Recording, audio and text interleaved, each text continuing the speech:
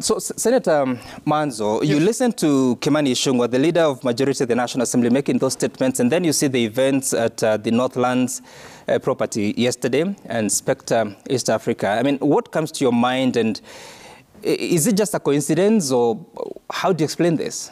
No, it's not a coincidence. It is well planned, and even the convenience and exit of the president yesterday was well planned for obvious reasons. What is happening is that those threats were issued and they've been actualized.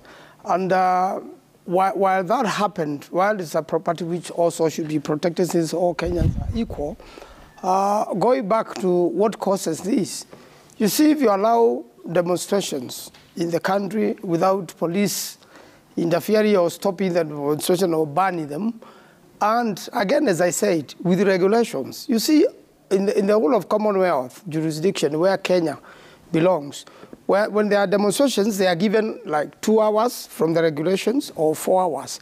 And even the streets where the demonstrations will take place will be given.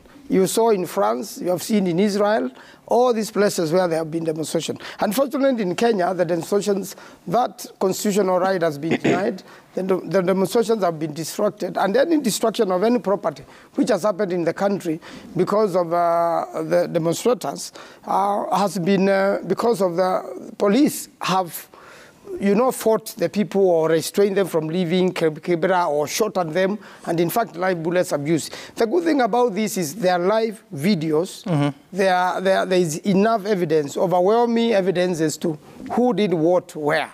And even if the local courts or local prosecution will not do that, I say the international community is watching, and we live in a nation of communities.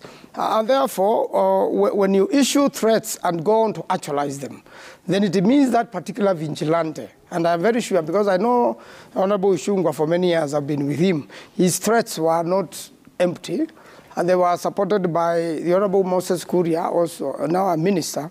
So that is something well choreographed. What do you mean, that you know him for long and his threats are not empty? Yes, I have been with him in the National Assembly for 10 years. I know him personally. So when he issued that statement, and he was in a very big public place, his threats have been naturalized. He has said, if you come to our shop, or if you don't open our shop today because there are demonstrations, then we must make sure you suffer. Now, he goes on to mention President Uhuru Kenyatta. I want to tell you very strongly, and candidly as a person in Azimio, that President Uhuru Kenyatta did not fund any of the demonstrations.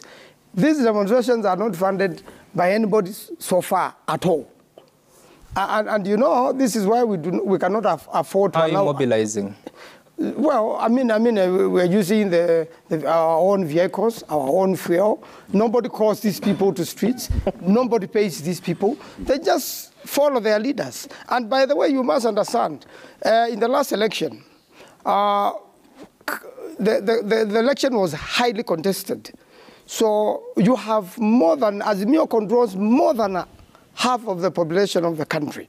They have a very serious following, and which has not been paid. And I can assure you, there is no evidence, and there will never be any evidence, that former President Kenyatta financed any. So that statement is very malicious.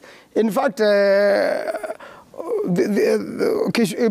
Ichung'wah and Senator Gloria must be, if I were Uhuru Kenyatta, I would sue them for that particular statement, because they must give facts and they must show evidence. But because we want to put the country together, whoever are the rulers of the country now must know that the country belongs to all of us. It doesn't belong to 2 individuals. It doesn't belong to 2 communities.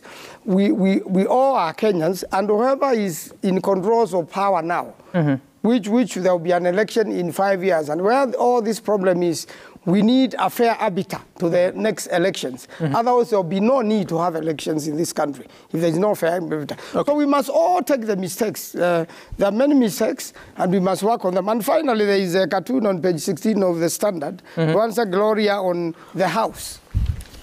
The House is under capture. The judiciary is under capture. The state is being managed by 1 or 2 people at maximum. So if you see what has happened to the House there, because they have a simple majority, who recently, in fact, initially, in the National Assembly has mirrored more MPs. And if the Honorable Raila Odinga became president, you know, it's a culture in this country. People, including Gloria, would have migrated to go and support the new government. Now, then they will have majority. And I am very sure the opposition by Metho, which will be on the streets of Nairobi, will be more than what we can see today. So we need to go back to the drawing board as a nation and find out how to build a peaceful nation to be attractive to investors. You cannot tell me the president was going to look for investors yesterday. Then when they come to the country, goons are organized by Kimani Ichung'wah and Gloria to go and attack the investment. I think it is a contradiction, Senator, and this is not going to get any... Senator, just hold on. Do you have the evidence to make that allegation? Can you stand with it?